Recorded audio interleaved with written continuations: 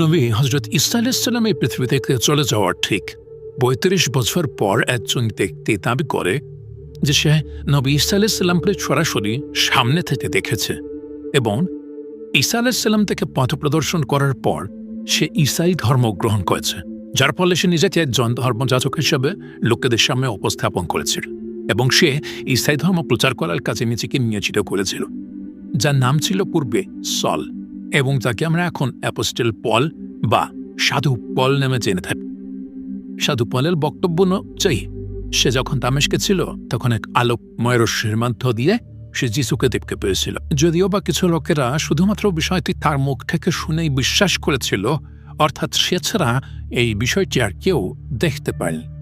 আবার অনেকের কাছে তার হঠাৎ ঈসাই ধর্ম গ্রহণ করার বিষয়টি হজম হয়নি। কিন্তু তা কি কারণে, চলুন তা আমরা একটু খতিয়ে দেখি।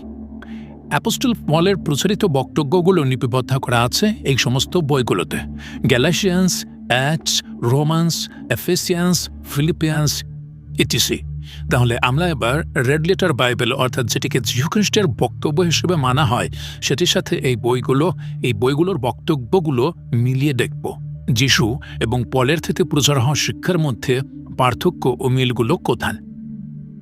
আমরা প্রথমে সেই বক্তব্যগুলো দেখব যেগুলোকে খ্রিস্টানরা যীশুখ্রিস্টের বক্তব্য বলে মেনে থাকে। Gospel of Matthew chapter number 5 verse number 17 যীশু বলছেন, ভেবো না যে আমি মোশেস বিধি ব্যবস্থা ও ভাববাদীদের শিক্ষা ধ্বংস করতে এসেছি। আমি তা ধ্বংস করতে আসিনি, বরং তা পূর্ণ করতেই এসেছি। অপরদিকে book of Ephesians chapter number 2 verse number 15 Paul বলছে, ইহুদিদের বিধি ব্যবস্থায় অনেক আদেশ নিয়মকানুন ছিল, খ্রিস্ট সেই বিধি ব্যবস্থা লোপ করেছেন।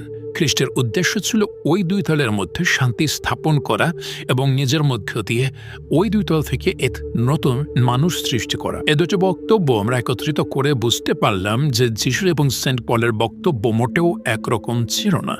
যেখানে যীশু নিজেই বলছেন যে আমি কোনো নতুন বিধি ব্যবস্থা দিতে আসিনি, সেখানে পল বলছে যীশু নতুন একটি মতবাদ সৃষ্টি করেছেন। Gospel of Matthew chapter number 19 verse number 17 যীশু বললেন, কোনটি ভালো একথা তুমি আমায় জিজ্ঞাসা করছো কেন? ভালো তো কেবল একজন, আর তিনি ঈশ্বর। যাই হোক, তুমি যদি অনন্ত জীবন পেতে চাও তবে তার সব আজ্ঞা পালন করো। অপরদিকে book of romance chapter number 3 verse number 20 পল বলছে, কারণ বিধি ব্যবস্থা পালন করলে যে ঈশ্বরের সামনে ধার্মিক প্রতিপন্ন হওয়া যায় তা নয়। বিধি ব্যবস্থা কেবল পাপকে চিহ্নিত করে। একদিকে যীশু বলছেন ঈশ্বরের সব আজ্ঞা পালন করতে, অন্যদিকে সেন্ট পল বলছে ঈশ্বরের আজ্ঞা পালন করলে ধার্মিক হওয়া যাবে না। According to gospel of Matthew chapter number 5 verse number 18 যীশু বলছেন, আমি তোমাদের সত্যি বলছি, আকাশ ও পৃথিবীর লোপ না হওয়া পর্যন্ত বিধি ব্যবস্থা বিন্দু বিসর্গও লোপ হবে না। বিধি ব্যবস্থার সবই পূর্ণ হবে। অপরদিকে book of romance chapter number 10 verse number 4 পল বলছে, খ্রিস্টের আগমনে বিধি ব্যবস্থা যুগ শেষ হয়েছে। এখানে যারা তাকে বিশ্বাস করে তারাই ঈশ্বরের সাক্ষাৎ ধার্মিক প্রতিপন্ন হয়। শুধুমাত্র পলের এই বক্তব্যটির কারণে খ্রিস্টানরা যীশুখ্রিস্টকে শেষ বার্তা বহনকারী হিসেবে মনে করেন এবং তারা মনে করে যীশুখ্রিস্ট চলে যাওয়ার সাথে সাথেই বিধি ব্যবস্থা পূর্ণ হয়ে গিয়েছে। অথচ যীশুখ্রিস্ট বলেছেন, gospel of John chapter number 16 verse number 13, তোমাদেরকে বলিবার মতো আমার এখন অনেক কথা রয়েছে, কিন্তু তা তোমাদের গ্রহণ করার সক্ষমতা হয়নি। সত্যের আত্মা আসবেন, সত্যের মধ্যে তোমাদেরকে পরিচালিত করবেন। তিনি নিজে থেকে কিছু বলেন না, যা তিনি শোনেন তাই তিনি বলেন, আর আগামী দিনে কি হতে চলেছে তা তিনি তোমাদেরকে বলবেন। তিনি আমাকে মহিমান্বিত করবেন, কারণ আমি যা বলি তাই তিনি গ্রহণ করবেন এবং তোমাদেরকে তা বলবেন। নির্ভরযোগ্য কিছু তথ্যসূত্র পাওয়া যায়। তৎকালীন সময়ে বহু ঈসাই ধর্মাবলম্বীরা সেন্ট পলকে হত্যা করতে চেয়েছিল, কারণ সে যিশুর শিক্ষার বিপরীত শিক্ষা মানুষের সামনে প্রচার করেছিল।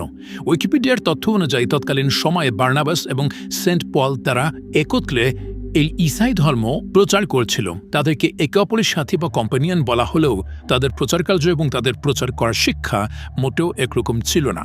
ঈসা আলাইহিস সালামের সাথে সাক্ষাৎকারের কথা বলতে গেলে তবে সেন্ট পল তা কখনোই পাননি।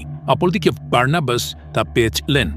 যেখানে ছিল সেন্ট পলের বক্তব্য সম্পূর্ণ ঈসা আলাইহিস সালামের শিক্ষার বিরুদ্ধে ছিল, সেই জায়গায় বার্নাবাস ঈসা আলাইহিস সালামের বক্তব্য বেশ ভালোভাবে বর্ণনা করেছিলেন। তার গসপেল অফ বার্নাবাসে Gospel of Barnabas, chapter number 97, verse 9 থেকে 10। মসীহ বললেন, মোহাম্মদ তার আশীর্বাদী নাম।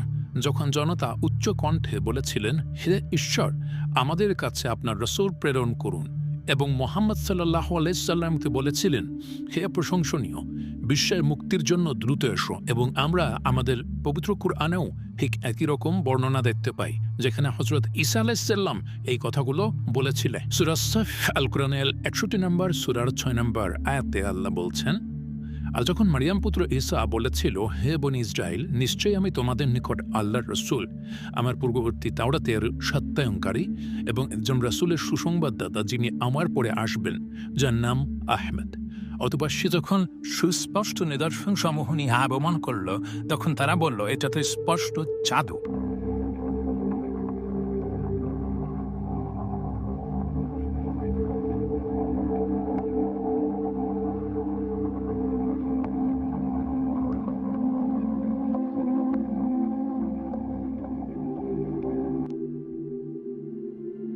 যখন কিনা new testament, gospel of Barnabas এবং আমাদের পবিত্র আল কুরআন প্রায় একই রকম বিষয় বর্ণনা করছে, সেখানে পরের বিকৃত শিক্ষা এখনও খ্রিস্টানরা অনুসরণ করে যাচ্ছে। আদি পুস্তকের 17 নম্বর অধ্যায়ের 13 ও 14 নম্বর অনুচ্ছেদে বলা হচ্ছে, সুতরাং তোমার জাতির প্রত্যেক শিশুপুত্রকে সুন্নত করা হবে, তোমার পরিবারে অথবা কৃতদাসের সব পুত্রদের এভাবে সুন্নত করা হবে। আব্রাহাম, তোমার ও আমার মধ্যে এটাই চুক্তি, সুন্নত করা হয়নি এমন কোনো পুরুষ থাকলে সে হবে তার নিজের লোকেদের স্বজাতির থেকে বিচ্ছিন্ন, কারণ সে আমার চুক্তি ভঙ্গকারী। অথচ বুক অফ অ্যাক্টসে কি লেখা আছে দেখুন, জিহুদা থেকে কয়েকজন লোক এসে শিক্ষা দিতে লাগলো। তারা ইহুদি ভাইদের শিক্ষা দিয়ে বলল, মোশির বিধান অনুসারে সুন্নত সংস্কার না করলে তোমরা উদ্ধার পাবে না। এরপর পল ও বার্নবা এই শিক্ষার বিরোধিতা করলেন। বাস্তবে এই ধরনের শিক্ষার বিরোধিতা শুধুমাত্র পলই করেছিল। বার্নবা তো এ সমস্ত বিষয় বুঝতে পেরে পরবর্তীতে পলের থেকে বার্নবাস বিচ্ছিন্ন হয়ে জানেন এবং পলকে বললেন, আমি যিশুকে এ সমস্ত বিধান মানুষদের বলে যেতে দেখেছি। তুমি মানুষদের যা শেখাচ্ছ তা কখনো যিশুর শিক্ষা নয়। যখন কিনা বাইবেলের ঈশ্বর সরাসরি আদেশ করছে সুন্নতে খতনা করার জন্য, এবং ঈসা আলাইহিস সালাম 8ম দিনে ফেরেশতারা নিজে এসে খতনা করে দিয়ে গিয়েছিলেন, সে জায়গায় অ্যাপোস্টল পল এসে এই বিষয়গুলোকে গুরুত্বহীন বলে প্রচার করছে, এবং সেই পলের শিক্ষা এখনও খ্রিস্টানরা অনুসরণ করে যাচ্ছে। এটা ছিল নবী ঈসা আলাইহিস সালামের শিক্ষার বিকৃতির প্রথম বিবরণ, এবং এর দ্বিতীয় পর্ব দেখার জন্য সকলকে নিমন্ত্রণ রইল। আসসালামু আলাইকুম ওয়া রাহমাতুল্লাহি ওয়া বারাকাতুহু।